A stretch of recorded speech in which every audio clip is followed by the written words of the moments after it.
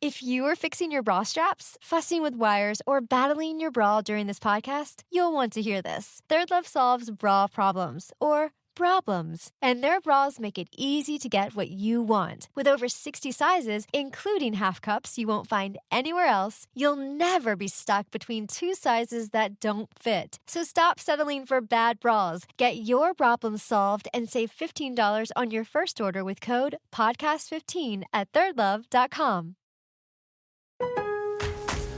Now more than ever, Lowe's knows you don't just want a low price, you want the lowest price. And with our lowest price guarantee, you can count on us for competitive prices on all your home improvement projects. If you find a qualifying lower price somewhere else on the same item, we'll match it.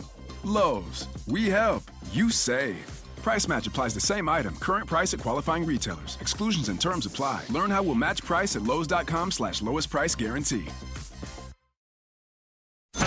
This is Money Moves on VSiN, the Sports Betting Network.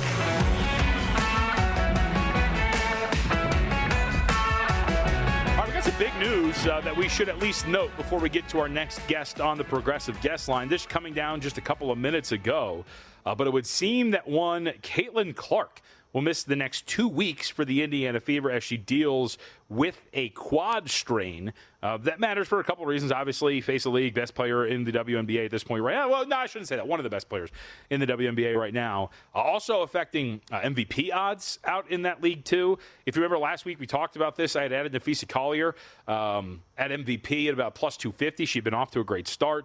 Well, this is a pretty big one. It's a minimum of 2 weeks with a quad injury. So we'll see if that gets a little bit farther. Also big in terms of futures, as the Fever are plus 350 to win it all, right behind the Liberty at 2-1 and the Lynx at 3-1. So keep an eye on that. But big news coming out of the WNBA again, Caitlin Clark, quad injury, out for a minimum of 2 weeks. With that, we head out to the Progressive Guest Line. Welcome in Dustin Swedelson. Did some solo time here yesterday. Of course, one of two talking heads on VSiN Live on Mad Dog Sports Radio. What's up, buddy? We appreciate it. I will ask a different question, not the ramifications of the Caitlin Clark injury. I will ask your feelings after watching Karl Anthony Towns dominate the fourth quarter and your thoughts on your Knicks' hopes in this series against the Pacers now. Well, it's interesting, JVT. And by the way, I have to say, I'm so glad you grew your hair out. You have the best head of hair on the network, at least on the male side of things. And I like you better with the long hair. I just want to start there. I would say that because you uttered that statement, I think Joe Serralo just sat up straight in bed. So maybe keep that down. You know, maybe we don't utter that, because if you say it 3 times, you might show up. That's true. That's true. He didn't show up last night because I was in studio last night, as you mentioned, by myself there at Circa. And on Karl Anthony Towns, you know, I was ready to start that show because I was in the back working on how I was going to start things off as a Knicks fan, watching what was going down, and they're getting smoked. And one of the main points I wanted to make was Karl Anthony Towns is an unserious basketball player. He's just a head case. You can't make sense of him. He's constantly flexing in moments where you're like, all right, maybe that's not the right time to be so pompous and arrogant. There's other times where he's complaining about every single foul where most of the times he's wrong. He did foul someone and he's complaining, or there wasn't a foul on him and he's complaining that he didn't get the call. So I was ready to do that. And then my man erupts for 20 points in the fourth quarter and completely takes over in a game where the Knicks needed him. It wasn't working with Brunson. It just wasn't the fact that he was in foul trouble.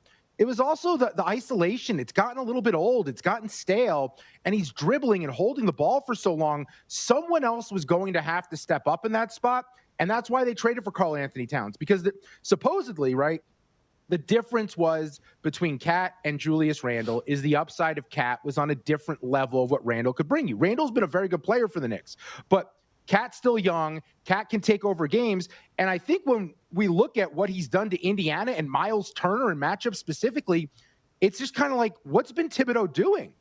It's very obvious Indiana doesn't have an answer for Karl Anthony Towns when he plays like a grown man and wants to play physical basketball. And that's what we saw last night. I am curious if we have a series. I want us to have a series. I want to believe the Knicks are going to make this interesting. And I'm going back and forth, JVT, saying, you know, the Knicks could just as easily be up 2-1 in this series, but also, if not for Cat last night, they could be down 3-0. Yeah. I think we do have a series in that. I still think this goes about 6 or 7 games potentially. I think most likely is Pacers in 6, given the way that this series is heading. But we'll see if that's actually going to be the case. We'll have more in the Eastern Conference Finals coming up a little bit later and tomorrow, of course. But let's head to tonight. Shai Gilgeous-Alexander and the Oklahoma City Thunder trying to bounce back after getting blown out on the road. They've been terrible away from home. How do we handle this? You're big on player props. Let's ask, how does Shai Gilgeous-Alexander bounce back after a tough performance? Yeah, I think when we look at this team as a whole, JVT, I think they did a very smart thing, realizing live to fight another day. Let's rest these guys. Let's come out and perform in Game 4. Let's get our things going in Game 4. And I think part of what we're going to see from Oklahoma City tonight is extra effort. That's something that when you look at the Thunder, the effort, the defense, creating the points, I also think we're going to see a lot more ball movement. When things are going right for them, they're distributing the ball around. Everyone's very selfless on that roster, and it begins with their leader in SGA. We're going to go over 11.5 rebounds and assists because I think all that extra effort's going to start with him. He's going to crash the glass. I think he's going to make sure everyone else is involved in the offense before he thinks about calling his own number. And with that, I think 11.5 is a little bit short for what he's capable of doing tonight in Game 4. All right, what about his alleged running mate, I will say? This has been a rough postseason for Jalen Williams. And if the question was, hey, can Jalen Williams be a number 2? I think you're leaning toward no after this postseason run right now. He's been much better at home than on the road. But what do you make of the bounce back for him after another concerning performance? Well, one way I do like attacking Jalen Williams is the assist area. Again, to go with the SGA handicap of this team selfless, they're going to want to spread the ball around. They're going to want to spread out that Minnesota defense.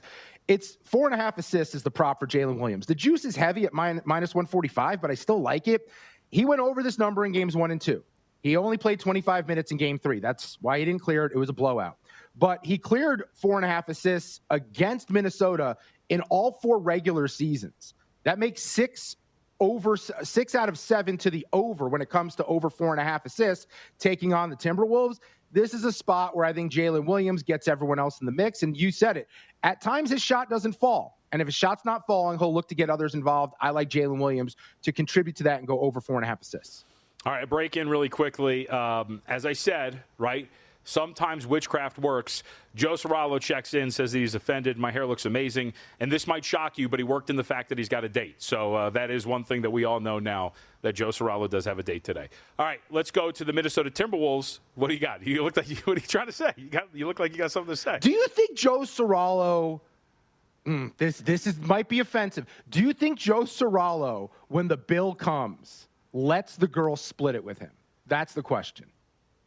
I mean, yeah, probably. But let's move on from that. I think he does. Naz Reid. I think he thinks the girl's lucky to be out with him, so she should pay for the whole thing. Why would he think? It's a fact. All right, Naz Reid. He finally wakes up at home. He had missed 15 straight three-point attempts. That dated back to the last game of the Denver series, of course, going into the last game in Game 3. Are we just going to continue this? The old cliche is that role players play better at home. Does that continue for Naz Reid today? Yeah, that's literally the handicap here. He also, if we're being fair about game flow, he fits the game flow better than Gobert. I don't hate Gobert like Mitch Moss does. Tune in to Follow the Money, where he will eviscerate that Frenchman like it's World War II all over again. But Randall got right in Game 3. Expect Oklahoma City to focus a little bit more on him when Randall's coming off a good game. He's been really good. I don't want to criticize Randall. He's been really, really good this postseason. But every now and then we see a dud out of him in the playoffs. I think that when Oklahoma City looks defensively at what they can do, limiting Anthony Edwards is one task. One thing they can do is focus on Randall. If they do limit Randall, that could open up some opportunities for Reid. So I like Naz Reid over 17.5 points and rebounds combined. He went over this in Games 3 and Game 2. I think this is a spot where Naz Reid is a guy who fits what they want to do when they want to run. If Oklahoma City dictates the pace like they usually do, Naz Reid is a better fit than Rudy Gobert. Yeah, also tune in later today where they unveil the new name change, F the Frenchman, instead of Follow the Money a little bit later, 1 p.m. Pacific time. All right, let's go to last player prop here, and then you got some props here and some angles in baseball I really want to hit on. Conley, real quick, what's the sit rep? What do we do with Mike, who has been fine? He's actually been a pretty good role player at times and has hit some pretty big shots for him, but I've had no read on what his role has been. Yeah, we're going to go under 13.5 points, rebounds, and assists combined on Mike Conley. He looks old. and he's not really a part of what they're doing offensively. And you saw Terrence Shannon come off the bench and gave Chris Finch and the team a little bit of juice, a little bit of life. I don't think we can expect Terrence Shannon Jr. to do what he did in Game 3. Again, 15 points, 9 in the second quarter alone. But I could see him getting more run just because he's younger, he's fresher. And with Conley, I just don't see him fitting what Oklahoma City wants to do in terms of style of fight. So I'm not sure the minutes are going to be there. And I also don't think he's going to be very involved in the offense. So we'll go under 13.5 PRA on Conley. All right, so Major League Baseball, you got a ton of player props. But before we get to any of these, one thing that I vehemently disagree with here, I think the Braves are cooked. I don't think that you can start the season 0-7, 0-8, whatever it is, in a National League that looks absolutely stacked, and a division that is very good, and say, we're going to make it out. But you disagree. I just think the number is so big on a team that's a top 2, top 3 roster talent-wise in baseball. And it's just Memorial Day weekend now. There's a lot of baseball left to be played. They're getting healthier. Acuna back. You need Strider to look better. That's the key to this whole thing. But you have to remember with Atlanta, that stadium's the 3rd highest elevation in all of baseball. It's getting hotter in the South, getting hotter around the country. I think the ball's going to fly. That offense is going to take off. The NL East has been crazy. I'm a Mets fan. I've seen them blow this a million times. I still don't trust their offense. The Phillies are really good, but that's also an old team that's played a lot of baseball. Who knows how they go in, the second half of the season here. I just think the number's too big. The Braves around 5-1 to win the East, 16-1 to win the World Series. If they somehow find their way in the playoffs as a wild card team, they're going to be a dangerous out because talent-wise, it's as good as any roster in baseball, not named the Dodgers. Well, you can get plus 650, so that'll make you happy if you want to go shop around for that. They have lost 4 out of 5 after everybody got excited. They went one game over 500. Last 50 seconds here on this, when you're looking at this as a whole, why division over just make the playoffs? They are now underdogs to make the playoffs minus 105. Because I'm very selfish, and I saw a big, fat, juicy number, and I wanted that return on the bet. Okay, all right. Last 30 seconds. Caglione, AL Rookie of the Year, 45-1. What's going on here? Kansas City Royals need to inject some life into their offense. He's down at AAA. He's got, I think, 5 homers or 4 homers, last 4 games. He looks like he's completely outdone AAA. He's bored by the pitching. He looks so comfortable at the plate. They'll call him up, and there's plenty of time for him to put up stats to take over as the favorite for AL Rookie of the Year. Dustin, appreciate it. Thank you very much. Good job yesterday. Talk again soon, buddy. Thanks, buddy. See ya. All right, you got it. Dustin Swedelson again, VSiN Live on Mad Dog Radio, 4 p.m. Pacific time.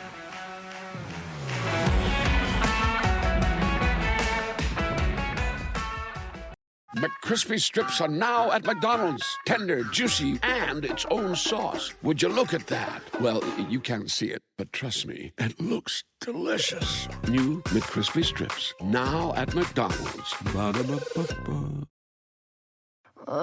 I've got too many bills. If you need funds, you can apply in minutes at CashNetUSA.com and have the money in your account as soon as the same business day. Okay, got it. Applying now. They've been helping hardworking people cover emergency expenses since 2004. Hey, look, I got it. You've got this. When you need money fast, be the hero. All loans subject to lender approval. Speed of funding is subject to verifications and your bank's processing times. See CashNetUSA.com for more details.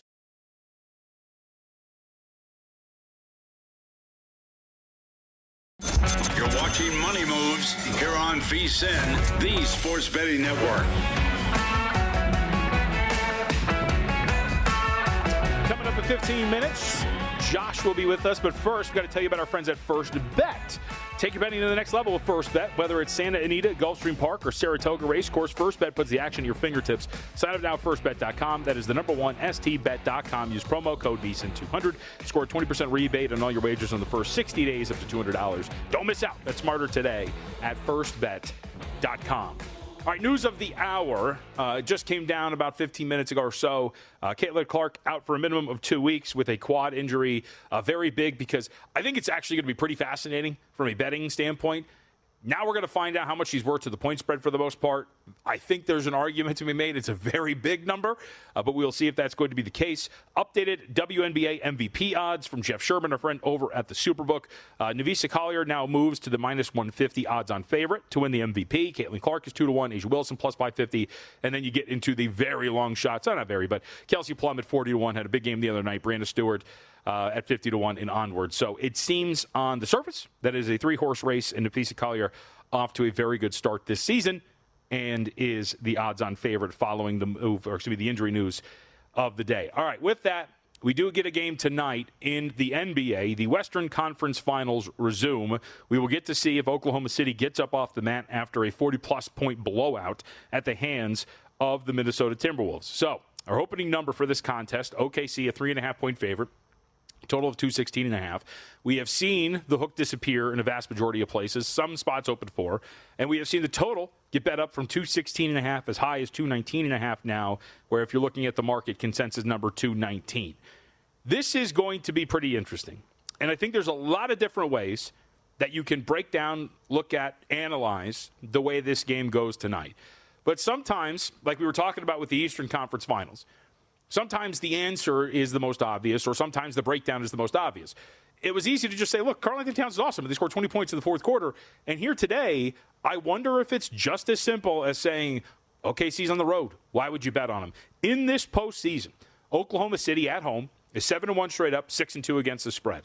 Away from home, they are 3-3 straight up. They have yet to cover a spread. They're 0-6 ATS away from home. They have been outscored by 7.6 points every 100 possessions when you look at it from that perspective as well. So that's going to be pretty interesting to see if we're actually going to get the very poor road team that Oklahoma City has been throughout this entire postseason. It extends out to the shooting stats as well. Obviously, you would think that's the case. Effective field goal percentage at home for OKC, 56.6%, and they only shoot 36%, or they shoot 36% from 3 at home. Away from home, a sub-50 effective field goal percentage and a sub-30% three-point percentage. And what I thought was interesting is, after Game 3, Shai Gilgeous-Alexander in media availability gave voice to this and even referenced some of the early series and the way that this team has come out flat away from home. Take a listen. I'm not sure. The same thing kind of happened in the Memphis series. We came out in Memphis and they blitzed us. I'm not sure. I guess both situations we were up 2-0 going into Game 3, and we went on the road and they blitzed us. But we don't try to go out like that, I promise you. But whatever it is, we got to figure out if we want to, reach our ultimate goals. But that's what the days in between are for, to get better. I mean, I guess you could say that this is just a symptom of having a somewhat young team, that you're just not going to, or when you taste success, you're going to let down a little bit. We saw that a little bit, I think, last night with Indiana. They were up 20, feeling happy. Everything falls apart. Again, Neesmith's injury is part of that. But it's just human nature when you feel like you're in control to just let up a little bit. It is hard to keep that same intensity that got you to that point. So maybe it is just a somewhat young team, but the sample size is growing, that this team is just not consistent on the road. And you do have to ask the question, is that something that is legitimate as the sample size continues to grow, or is this going to be something that, again, plagues them here in this game against Minnesota? I think the other part about this is, again, these role players have not been consistent around Shai Gilgeous-Alexander. We'll get to Shai's performance in Game 3, but it's ad nauseum, but we have to do it again. Jalen Williams, where are you? 13 points, 3 of 8 shooting, 4 rebounds, 2 assists in Game 3 on the road against Minnesota. Away from home, he's shooting 40% from the floor, averaging just 18 points. He's shooting 48% from the floor at home, averaging over 20 points. Jalen Williams has to prove that he can be a number 2 here and give Shai some support. Chet Holmgren as well. Supposed to be not the third guy, but one of the more talented pieces that they have on this roster. In Game 3, 10 points, 3 of 7 shooting, 5 rebounds, 2 assists. Holmgren away from home, 44% from the floor, averaging 15 points, 9 rebounds at home. He's averaging 16 points. He's blocking 3.9% of opponent shot attempts at home, just 2.3% away from home. So, again, it is very simple, but it's just that question. Can you just bank on it to happen? Are we just going to assume that these role players for Oklahoma City are going to show up? It's a very tough question to answer. The larger, or the growing, we should say, sample size, data, evidence would tell us that they're probably not going to show up because they haven't throughout this postseason. But what if they do when you're trying to bank on that? I think the other part of this is How much did Minnesota's defense bother Shea, and does it hold going forward? Shea in Game 3, 14 points on 4 of 13 shooting, had just 2 rebounds, did dish 6 assists. They were outscored by 32 points in his minutes on the floor over the weekend.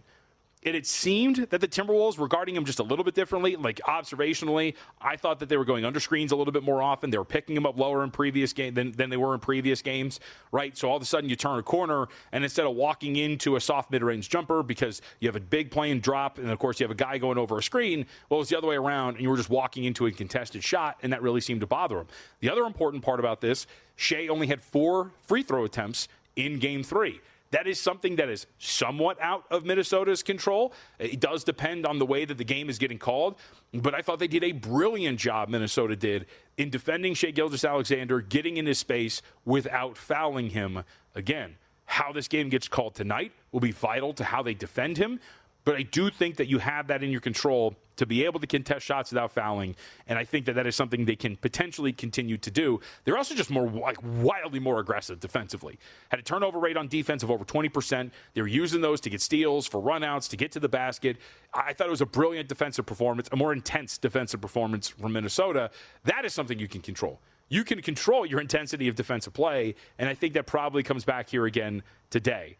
I think the thing that gives me some pause, and I think the thing you somewhat worry about, is that pendulum when it comes to three-point shooting. It swung wildly back in the other direction for Minnesota. Games 1 and 2, they took 47% of their shots from beyond the arc. They shot 30.2%. They were abysmal from beyond the arc in games 1 and 2. As we talked about when you're talking about the open attempts, in the first 2 games, they shot just 29.2% on uncontested three-point looks.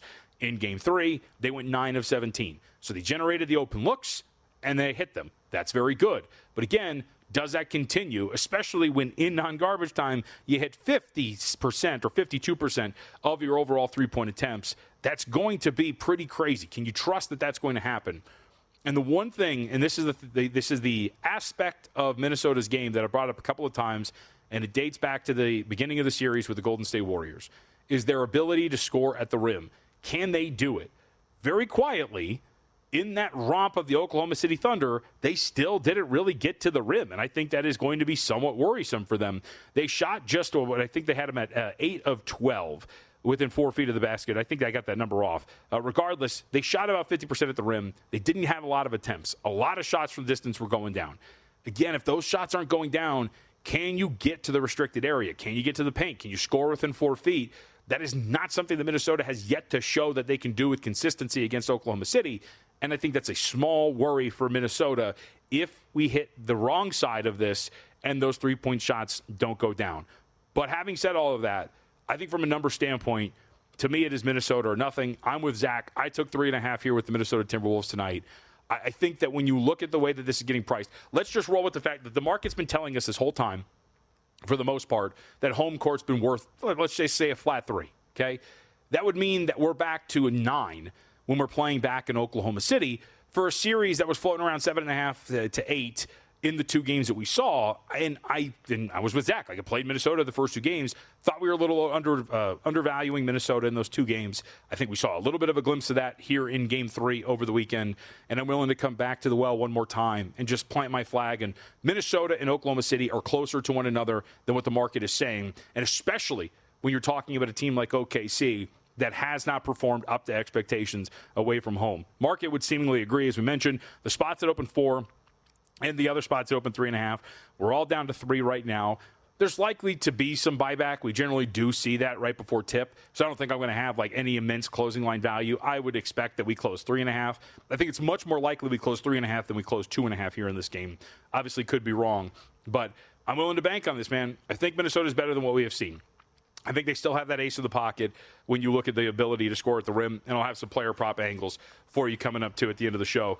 Josh Appelbaum is going to join us next, but first, no better time than the playoffs to check out all of the sharp plays at sharpplays.com, where real bettors go to get ahead. Since 2011, Sharp Plays been locked in on what the real pros are betting, bets that are actually moving the markets. When you sign up, you gain access to not only the plays, but all of Sharp Plays' powerful AI tools and betting reports, plus real-time alerts and updates via email or X. Perhaps most importantly, Betting logs live and available on the site so you can see it. Don't take our word for it. Check the receipts when you head over to sharpplays.com. That is sharpplays.com. Josh Appelbaum joins us next. We'll get his thoughts on the MLB market, what we might see tonight, and we'll have best bets at the bottom of the hour and more. Don't go anywhere.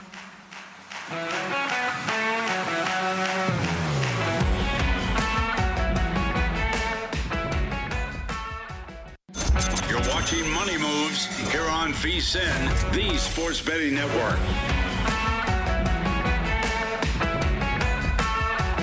All right, we only got 30 minutes left. I haven't burned down the place. So Stormy's lovely show here that she has named and I am now taking care of. Hopefully, we'll still be on the air, but we have 30 minutes to ruin that still. Josh Appelbaum joins us now in our quest to potentially bring down the reputation of Money Moves. Josh, we appreciate it. Joins us on the Progressive Guest Line. All right, let's start in the Western Conference Finals. Really incredibly fascinating game, not only just because it's a conference finals matchup, but we have been very non-competitive in this series so far, Josh, and that includes a 40-point blowout of the Thunder in Game 3. What is the market telling us for Game 4? Yeah, JVT, happy Memorial Day. Great to be with you. So this one's interesting to me because you really have a big split between what the public perceives this game to be versus what the respected bettors and how they're moving this line kind of expect this one to play out. So you named it here. Big blowout, obviously, by Minnesota. Those who played that down 0-2 coming home first quarter system match obviously got an easy winner there early, and then Minnesota blows them out, makes it 2-1. Series price, though, JVT, still very bullish on OKC at DraftKings. They're minus 800 to win this series, so still a big favorite.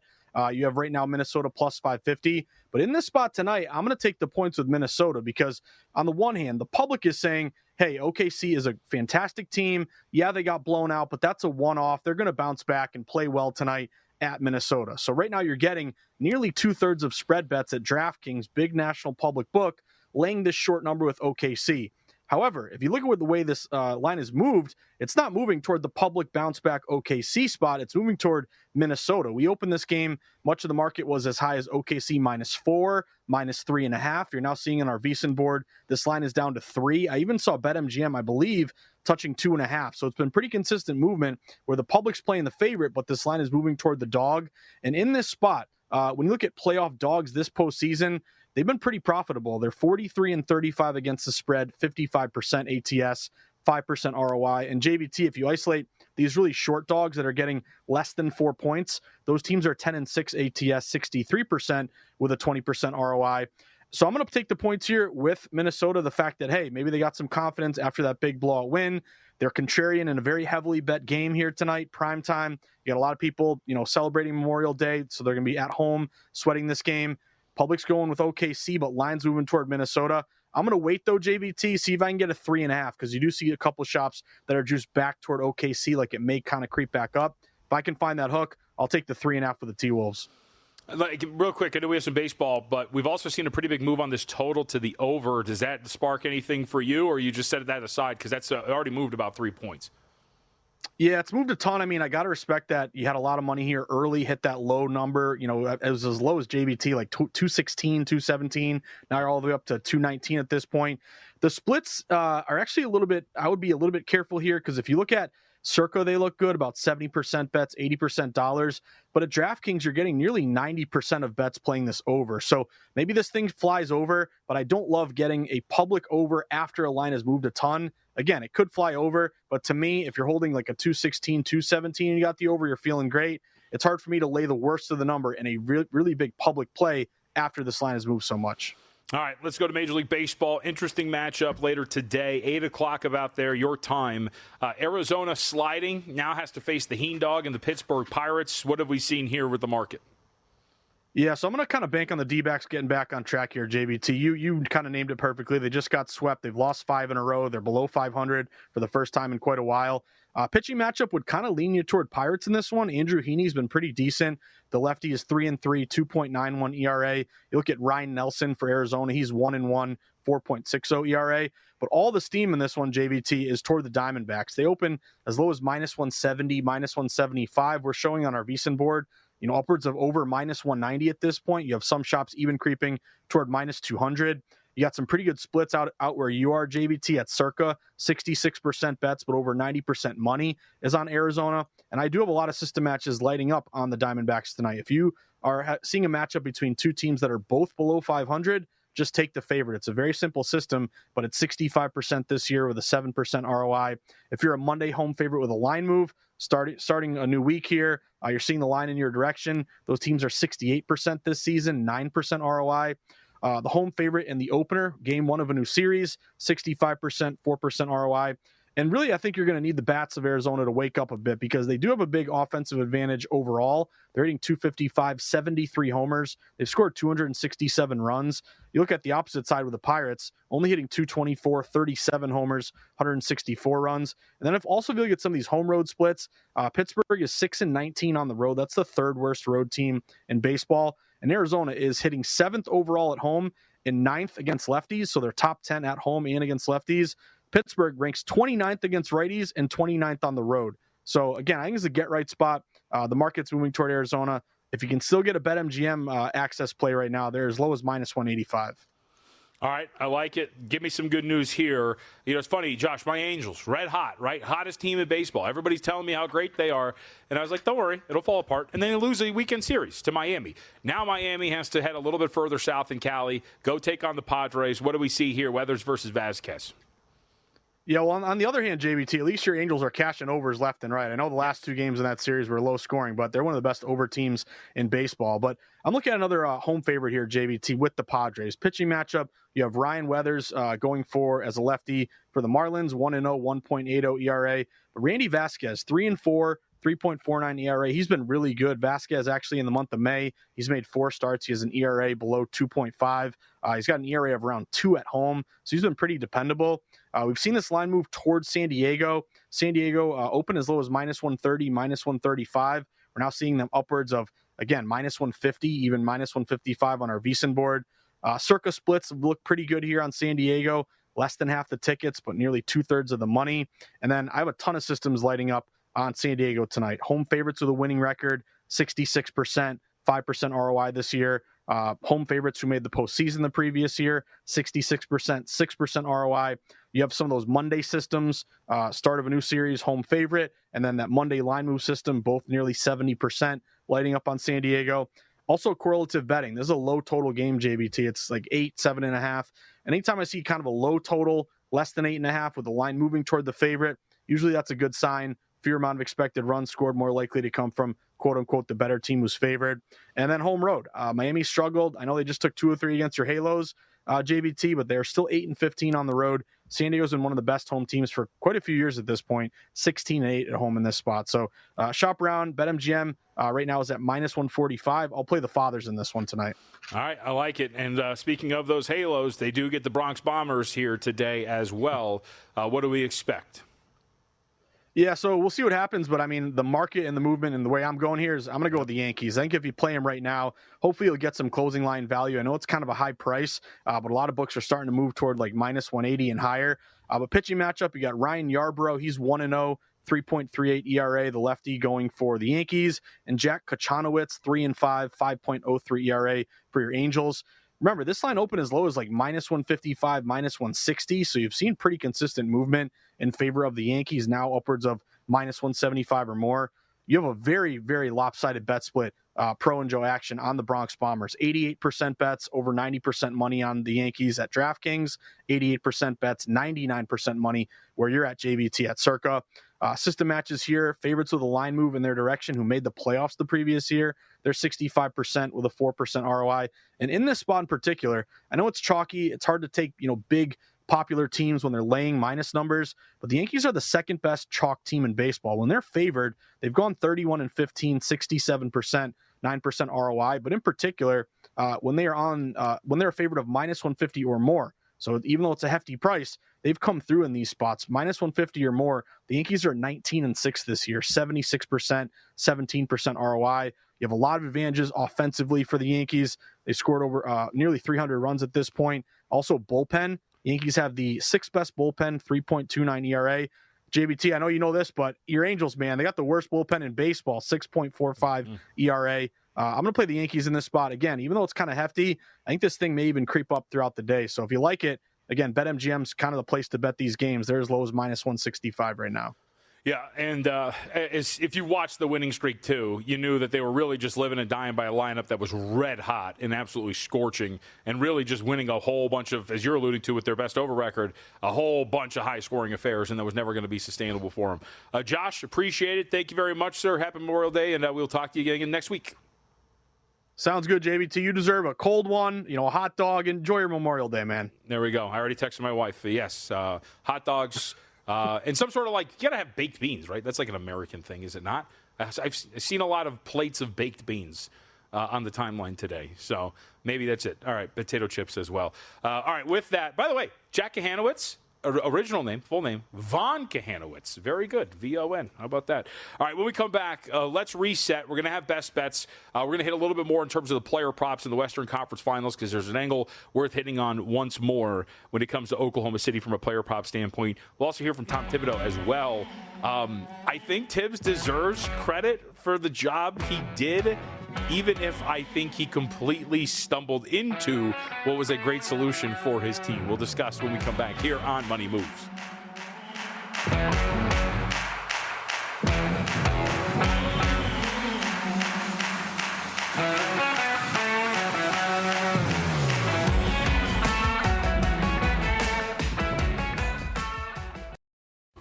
Back so soon? Oh no, what happened? A little incident at the dog park. We gotta head to the vet. Oh, not again. These bills. We can use CashNet USA. We can apply in minutes, get a fast decision, and have the money in the account as soon as the same business day. All right, Cheddar, back in the car. When you need money fast, be the hero. All loans subject to lender approval. Speed of funding is subject to verifications and your bank's processing times. See CashNetUSA.com for more details.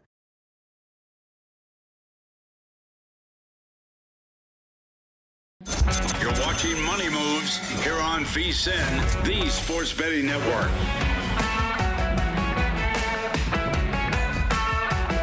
See, I think that one of my greatest strengths is I can admit when I'm wrong. And we were trying to recall a great memory in VSiN history, and I could not remember the name of a former producer, and I was told said name, and I said, it's not going to happen, it's not him. But I was wrong. It was him. I saw a picture. So I apologize. Some great moments in terms of fights behind the scenes here at the Vegas Stats Information Network. Very, very enjoyable, but that is for that's for later in our lifespan. How about that? Yeah, the VSiN Plus subscription. Now, what you get as part of a VSiN Plus subscription and just in general is great bits like this. Where in the world is Stormy Buonantony? Now, we have not heard from her in the last 24 hours or so, but we did get texts over the weekend. I also got a picture of carbonara, but that was stateside because that was, I think, yours, Ortega. But menu update, apparently Stormy's husband has ordered carbonara twice on the trip. That's aggressive. A lot of cheese. But either way, where in the world is she now? We throw up the picture, and it seems like she is on something called the Spanish Steps. Oh, in Rome. Okay. Something doesn't equate because she's in Rome, but the steps are Spanish. Either way, I'm glad she's having a good time. She looks very happy. Every picture we've seen, she's smiling. So that's always a good thing. Yeah, that's always a good thing. Although I don't think she would send us a picture of a terrible day. So she is at the Spanish Steps, or was, and we will wait to see. A lot of, because we have other pictures she has sent us. Maybe we'll use those if we don't get others in the next couple of days. A lot of very articulate ceilings in Italy, it would seem. There's a lot. I don't think articulate is the right word, but you know what I'm saying. Artistic and intricate and all sorts of weird and crazy ceilings out there in Italy. But again, glad she's having a good time. She will be back next Monday. Still no food pics. You're right. We have yet to get a picture of food from her, which is one of the things we requested. But of course, we can't be perfect. At least she's sending us pictures and buying into the bit. All right, with that, a man that I assume has been to Italy because he's rich, but I have no real evidence to that fact, Tom Thibodeau. I mentioned this. Look, I think Tibbs in the first game and potentially in the second game of this Eastern Conference Final Series, he was getting circles coached around him. Carlisle was doing much better with his decision-making, with his substitutions, rotations, all of that. And so Tibbs decides to try something out, and he starts Mitchell Robinson over the weekend in Game 3. I don't think that was a change. I know you guys Oops, sorry. I apologize. It was a pregnant pause. Yep, it was a pregnant pause. You got it. I don't think it was a change that was desperately needed. Robinson actually didn't end up closing out the game. But what helped helped them come back was actually the foul trouble of Jalen Brunson and the fact that he and Karl Anthony Towns got their minutes split up because of said foul trouble. That actually happened in game 1 as well. And so I think that we're going to see that a little bit more. But Tibbs has kind of stumbled into something. I don't think he has done it of his own accord, but he did it out of necessity, and it has unlocked a little bit of something here. So we'll see if that's the case. But either way, it is another 20-point comeback for the New York Knicks. Tibbs, what is going on? How do you do it? I know you guys roll your eyes when I say no lead is safe, but no lead is safe because I think with the three-point shot, people make up ground quickly, pace of the game, make up ground quickly. So you see comebacks all the time, and if you let up just a little bit, that's what happens. And so you got to win games different ways. Obviously, you prefer to play from a lead, but if whatever it is that you have to do, that's what you have to do to get the win in the end. And going into the game, we talked about you don't play the series, you play the game. Just focus in on what it takes to win tonight's game. That's all we're thinking about. Got it done. Third 20-point comeback in this postseason for the New York Knicks, and they are 2.5-point underdogs for Game 4. Excuse me. All right. Introducing the $500 trifecta from GBank, First Bet, and VSiN as we get to our best bets brought to you by GBank. All you need to do is open a GBank Visa signature card in the first 90 days, deposit and play through $1,000 in First Bet to trigger the $500 trifecta. You'll receive $200 in cashback rewards on your GBank Visa signature credit card. First Bet will give you a $100 deposit match. VSiN completes the trifecta with a free VSiN Pro subscription through August 31st, to $200 value. That's $500 into the trifecta from GBank, VSiN, and First Bet. Head to VSiN.com/GBank. That's VSiN.com/GBank. It's a one-time promotion limited to customers opening a new account in response to this offer. Will not apply to requests to convert existing accounts. Apply today. Terms and conditions apply. As we spin this forward to the Western Conference Finals tonight, as discussed, Minnesota plus 3.5. The bet with for me, riding with Zach Cohen there as well, who was on with us earlier. You can check out his article up at VSiN.com. But it just goes back to, for me, again, number-wise, I just think we're a little too far here with this rating. I think Minnesota rates as a little bit closer to Oklahoma City than what the market is saying. Market's telling us there's about 6 points of separation between these two teams, and I just don't believe that gap to be that large. I think Minnesota did get the rough side of shooting variance in the first two games. I understand how bad it looked at times offensively for this team, and also to bring up the point of trepidation for me after Game 3, which is the still inability to get to within 4 feet of the basket. But when the shots are falling like that, you're probably not pressuring too much at the rim. This team is capable of shooting better than it did in the first two games. We saw that in Game 3. They're at home where the role players can play better. We saw that in Game 3. Now, as Reed woke up, snapped out of his slump, hit his first 4 shots, you see this team, how much more comfortable they are, how much more intense they are from a defensive standpoint.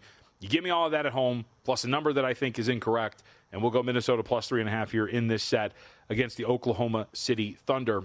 One more bet here, and we can expand this out to some player props as well.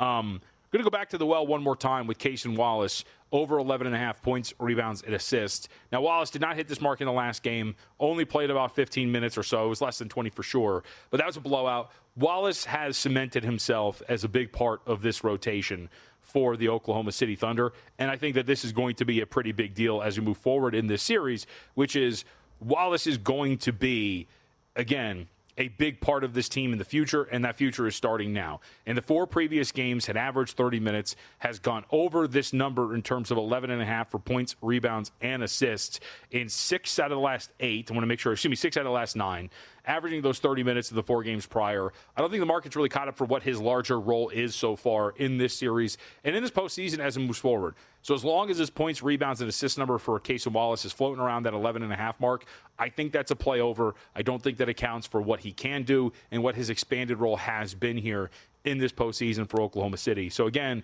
Cason Wallace over 11.5 points, rebounds, and assists will be the play for a player prop standpoint later this evening. And as far as we're concerned for the rest of this in terms of player props and the other pieces, I'm going to be very curious to see. I know we talked to Dustin Swedelson about this earlier in the program. about Jalen Williams and what he has been able to do or lack thereof in some of these road games to put, again, some numbers behind his struggles so far in this postseason. Williams, away from home, 18 points, but on 40% shooting, 4.5 rebounds, 5.3 assists. I do wonder if he's actually going to show up. And the other curious, I think, angle that I don't feel confident enough to play, but I'm going to be curious to see if it actually comes to fruition. As we mentioned, we were talking about the way that Minnesota is defending or trying to defend Shai Gilgeous-Alexander, defending without fouling. Shai did take 4 3-point attempts in his time on the floor in Game 3. That is not like a high amount, but for him, he wants to take these mid-range shots. And I do wonder if this team's going to continue to defend him the way they were, electing to go under screens, meeting him in that mid-range area of the floor, not giving him clean looks. If he starts to take a little bit more in terms of those 3-point looks and potentially sinks a few more, and by extension, takes a few more as well, how they play him and how he responds is going to be, I think, really interesting. If you look at Shai's numbers right now, his number in terms of total threes made for the game, right now 1.5 over -125. If they continue to defend him in that way, I think there's a pretty good shot he could go over that. But I do wonder if my observation is actually true or if that's just more of confirmation bias from watching Minnesota play a much better defensive game, especially from an intensity standpoint there. But Shai threes, 1.5 over -125, something I think is worth tracking, because if he's given space, I think you take what you're given. And that could mean that Shai is going to go ahead and hit those shots. So as far as that's concerned, those are the two best bets I've got. Minnesota plus 3.5 and Cason Wallace over 11.5 points, rebounds, and assists. As far as bets are concerned as we move forward, I do think that Indiana in Game 4 is the side. They're laying 2.5. Again, when you talk about the number, I think that should be much closer, like 3.5, depending on what you're giving for home court. I think those two teams are equals to one another. But I will say this. Aaron Nesmith ended up getting back into that game last night. I would be curious to see what his status is going to be for Game 4. It is great when you can get back out there when the adrenaline's pumping, when you want to help your team out, but I do think it's a whole other animal with some days, with some time off, to allow that thing to kind of seize up, swell up, get a little bit more stiff, and what his status is going to be as we move forward into Game 4. That gives me a little pause. But I do think from a number perspective, from a side perspective, Indiana still has enough to get this thing done, especially as a short favorite at home where I think the number should be a little bit higher. All right, stay tuned to VSiN. After Money Moves, Prop Points, Nick Whalen, Jeff Erickson. They will be with you at 2 p.m. Eastern. Then stick around, Make It Rain with our guy Adam Shine at 3 p.m., followed by Follow the Money with Mitch Moss, Paulie Howard at 4 o'clock. No truth to the rumor that they are changing their show name to F. Rudy Gobert. That is not the case. I think Dustin was just making that up. So make sure you check that out. Go to VSiN.com for all of our articles and great stuff as well, and for a VSiN Pro subscription. We'll talk to you tomorrow here on Money Moves.